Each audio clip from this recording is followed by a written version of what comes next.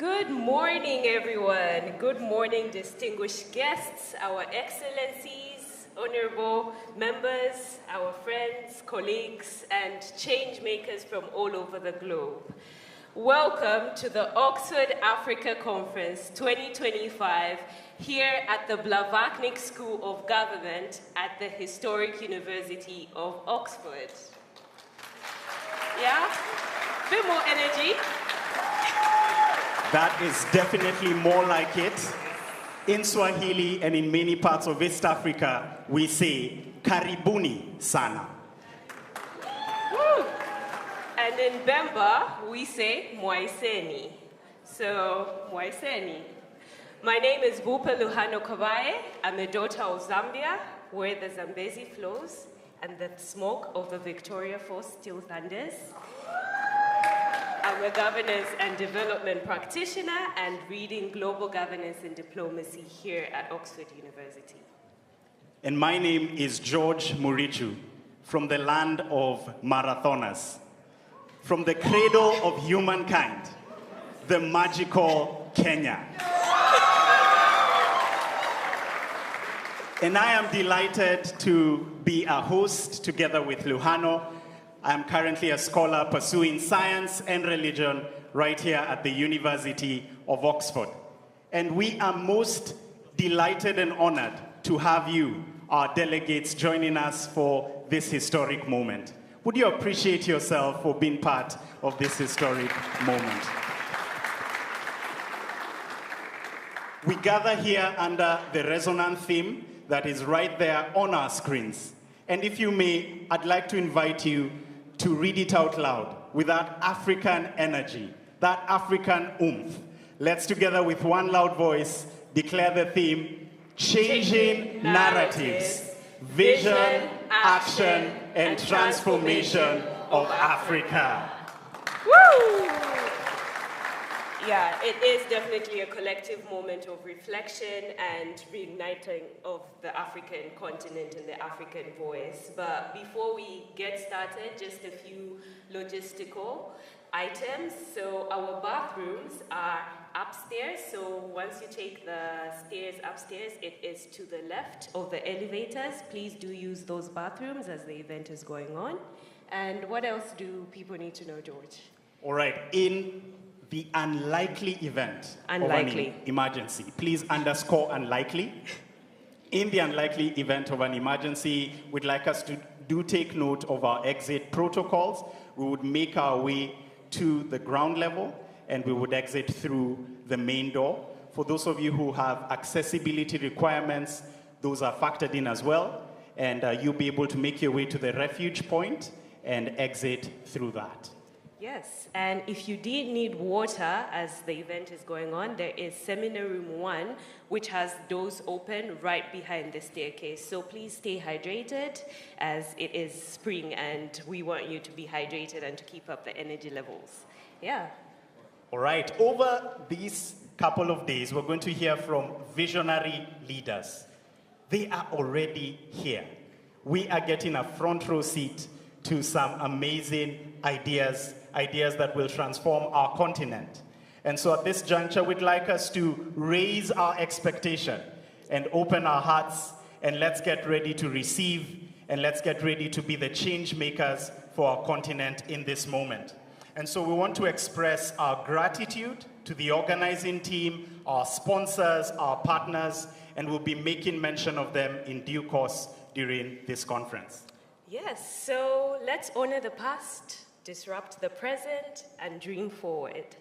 Today, Africa is no longer defined by outsiders.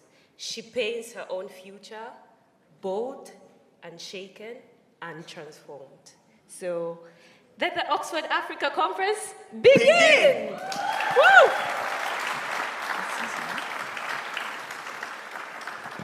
And so to gear up for our first official session, our keynote, we are honored to have with us none other than the president of the Oxford University Africa Society.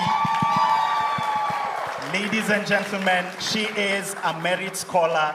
She is pursuing her DPhil in molecular and cellular medicine, And this is one of the phenomenal leaders who's passionate about our continent. Delegates, would you put your hands together for the convener of this year's conference, Maryam Nina Hardy. Come on, we can do better than that.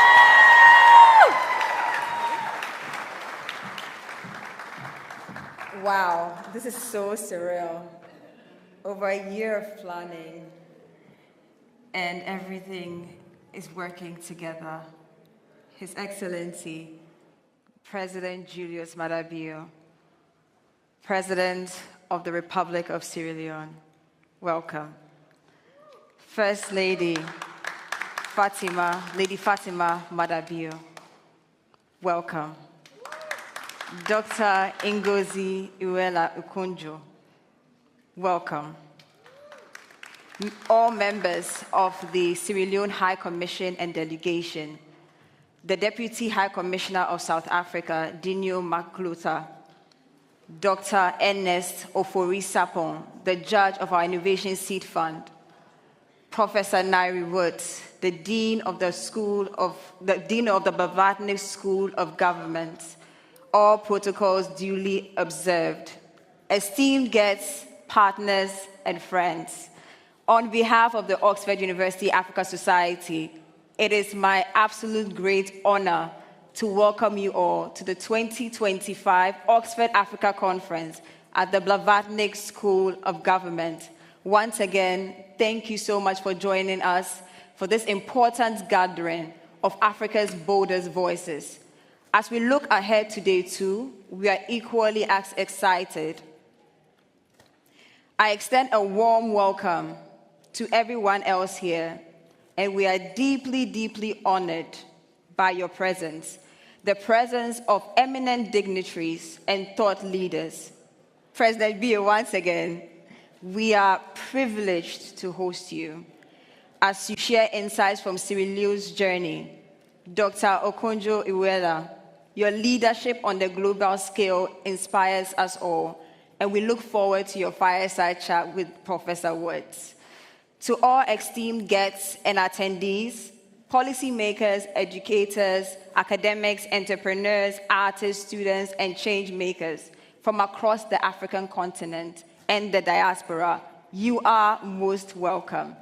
And it's truly, truly inspiring to see this diverse community united here in Oxford, ready to engage in visionary conversations about Africa's future, changing narratives, the vision, action, and transformation of Africa. This year's theme is of special importance to not just me, but the entire continent. This theme could not be any more timely or vital. And this is because for far too long, Africa's story has been told by others, often reduced to a singular story of poverty, conflict, or need. As the author Chimamanda Ngozi Adichie reminds us, the single story creates stereotypes.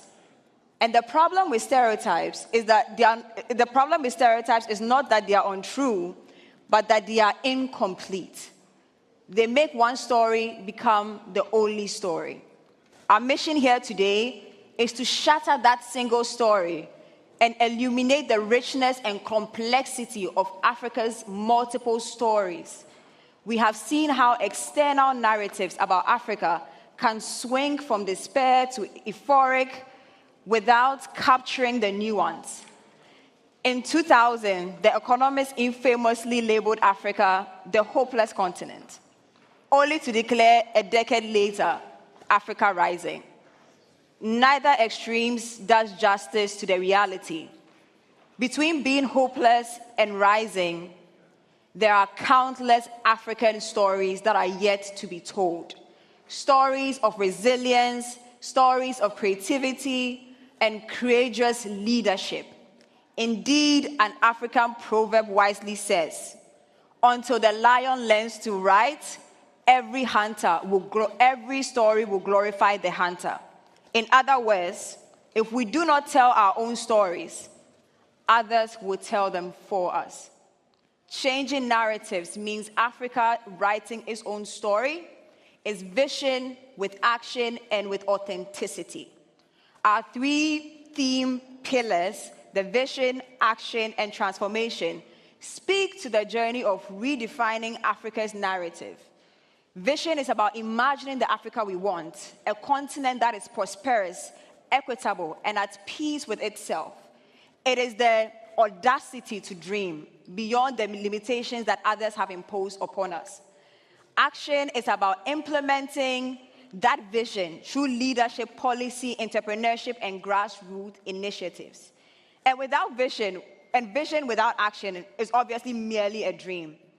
But vision with action can catalyze a real transformation. Real transformation is the tangible change in our society that uplifts lives. Together, vision, action, and transformation all will lead to a better Africa. The realities of Africa that we are striving to create. Already, the good news, of course, is already transformation is underway.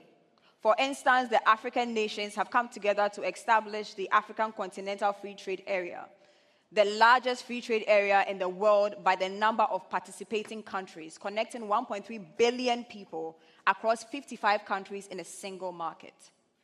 This bold vision of economic integration is backed by action, and that promises opportunity across the continent.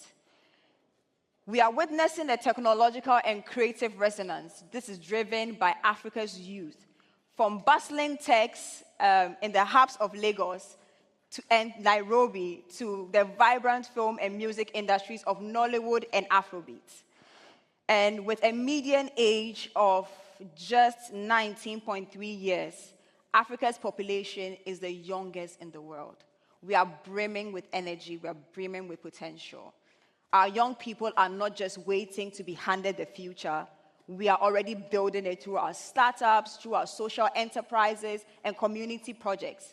And these stories of transformation and innovation, that must take center in the narrative of the new Africa. Yes, of course, challenges persist. From climate vulnerability to government issues to humanitarian crisis across the continent. The headlines, I must admit, feel familiar. But the story is changing. Because across all these contents, Africans are not waiting to be rescued. We are responding, we are resisting, and we are rebuilding. And that is the narrative that we want to amplify today. A call to unity, leadership, and reimagining Africa's stories. Ladies and gentlemen, as we commence this conference, I issue a heartfelt call to action. Let us unite to reimagine and rewrite Africa's story. Changing the narratives requires each of us, whether in government, whether in academia, business, or civil society, to work together with a shared purpose. We must break down the artificial divides between our nations and foster a Pan-African unity of vision.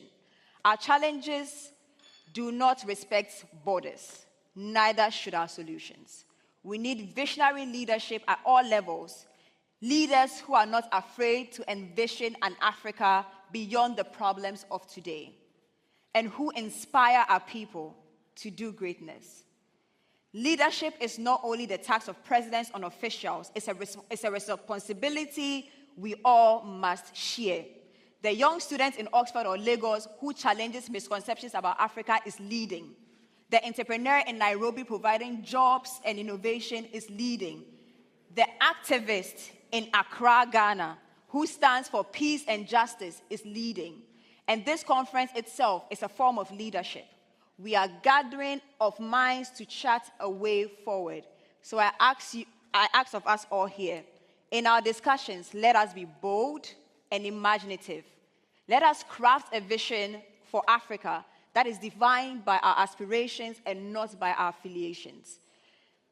Then, when we leave here, let us commit to concrete actions to realize vision in policy, in partnerships, in large projects or small.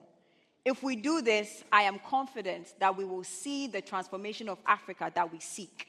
We will see an Africa that is defined in a global conscience, not by outdated stereotypes, but by achievements, its diversity, and contributions to the world. We will see an Africa that takes its rightful place as a leader on the world stage, an Africa that tells its own story, on its own terms.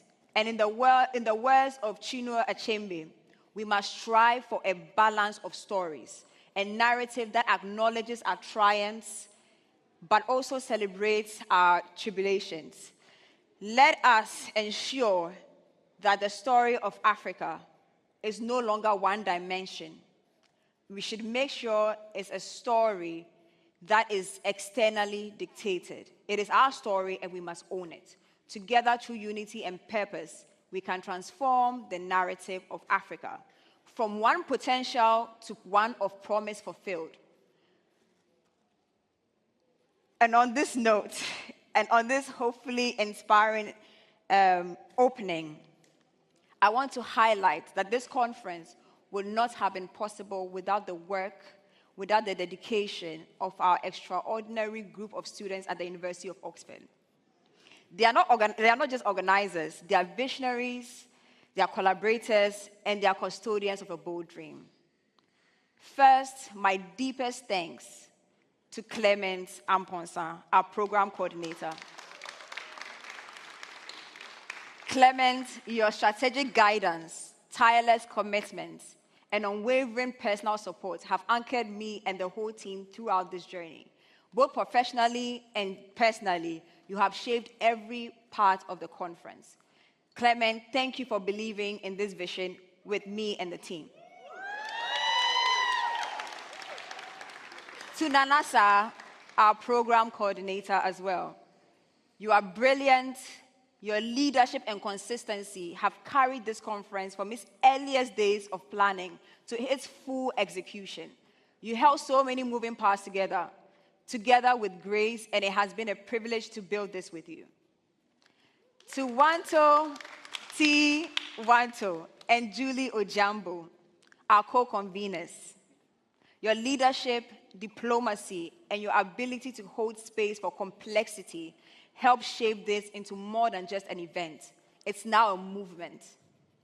To Sandra Marty, the bedrock of everything creative you see here today, from merchandise to design, you have been the bridge between teams, the hand that has steadied us, and the quiet force that has made sure that nothing falls through. Your fingerprint is on every inch of this conference. Thank you. To Ajasa, Toby Moronfulu, and Bupi Lohano, our sponsorship and partnership coordinators. Thank you for your diligence to securing vital funding and the networks that bred to life this vision. Thank you for your reliability and your spirit of service. To Princess Nikosal, our Afro-Ball coordinator, thank you for coordinating a celebration worthy of our culture and excellence. Your vision for this social moment has brought joy to the planning process. And to Elizabeth, I'm looking for you. Elizabeth, our logistics and venue coordinator, thank you for managing the many moving parts that no one sees but everyone depends on. From the transport schedules to the room setups to catering to contingencies, your calm attention to detail has ensured that things have run smoothly even when chaos is threatened. You have been a quiet engine of this operation, and we are deeply grateful. To Tieza Zunkanyika, our report writer, thank you for documenting this journey with clarity and care and ensuring the legacy of this conference lives on print. To David Michael, our volunteer coordinator, thank you for rallying, training, and managing the amazing team working behind the scenes today. To Mantate Mushla, our alumni coordinator, whose curation of the fashion show is highlighting African brilliance through design and heritage. You helped us reimagine a culture as leadership. Thank you. To Rachel Otuka, Otuku, our Innovation Seed Fund Coordinator, thank you for spotlighting Africa's most promising talent and giving ideas to a global stage. To Mwangi and Abigail Isaac, so Mwangi Mwaura and Abigail Isaac, our AfriSite editors-in-chief, your editorial clarity and creative vision have elevated this conference beyond the walls of Oxford. To Yvonne, Joyce, Jicheche, marketing and promoting leads, thank you. Thank you so, so much for shaping the voice across digital platforms and making our voices visible. Last but not the least, core component of our conference, our MCs, George and Lohanyo. Thank you for setting up the tone, the rhythm of this conference with professionalism and charisma. And I want to say a special, special thanks to the Blavatny School of Government for hosting us. A big thank you to Jolie and Anna for making sure that they were able to make this all possible and for putting this all together. I have 2 more names, and I'll conclude immediately. We have Chadin, our creative associate, whose eye for design and detail added texture and soul to our visual identity. To Jeremy Hagan, thank you so much once again for assisting in any way that you can with sponsorship and partnership. But of course, all this with the mic, with the graphics being displayed, was all thanks to the AV team. And so to Alan, thank you so, so much. And the entire AV team, we're so grateful. So that brings us to the major thank yous for the people in the conference, people who made this a reality. And so to every one of you, thank you. Thank you for being here. And I will be a disservice to obviously leave without acknowledging our sponsors. And so to the Africa Oxford Initiative, to the University of Oxford, the Vice Chancellor's Office, to SOMIVA, the African Studies Center, the University of Oxford Innovation, to EcoBank Sierra Leone, to Inspire Oxford, to Reston Energy Trading Limited, to Kenya Airways, High Level Fashion, Ken City, Road Trust, and to Dr. Ernest Ofori Sapong, the sponsor of the Innovation Seed Fund. Thank you for trusting in the power of young Africans and investing in a platform that pushes dialogue into action. And a special thank you to Honorable Abina Osei, who is here with us today. Thank you so much for gracing us. But now on a personal note, and I think this will be such a disservice to leave this stage without acknowledging the brain behind who I am today. And so a special note, I would like to give a heartfelt thank you to my mother, who is in the audience today. Aisha to Jibreen. My dad, Adam Hardy, couldn't make it, but they have instilled in me confidence to pursue my dreams and my academics. Without them, I wouldn't be here. They've pushed, they've motivated me, they've inspired me. To Anne McKenna, who has laid the groundwork for African scholars to have a space in Oxford, along with Dr. David Kerr, and Dr. Kevin. Thank you so, so much. Ruth Nanjala, I couldn't end this without you. My unpaid special advisor, a true trendsetter and trailblazer. Your support has been my bedrock. Thank you to everyone. And so, Excellencies, distinguished guests, dear friends, thank you for being here today and for engaging in a shared endeavor to reshape the narrative. It is often said that Africa's story has been written by others, and we need to own our narrative. Today, we gather in this hall, and we are doing just that. So let's continue to write the story of Africa that future generations will be proud of. Welcome once again. And I'm trying to learn as many African languages as I can. So, Midase, Asante Sana, Merci beaucoup. Shukran. Thank you all.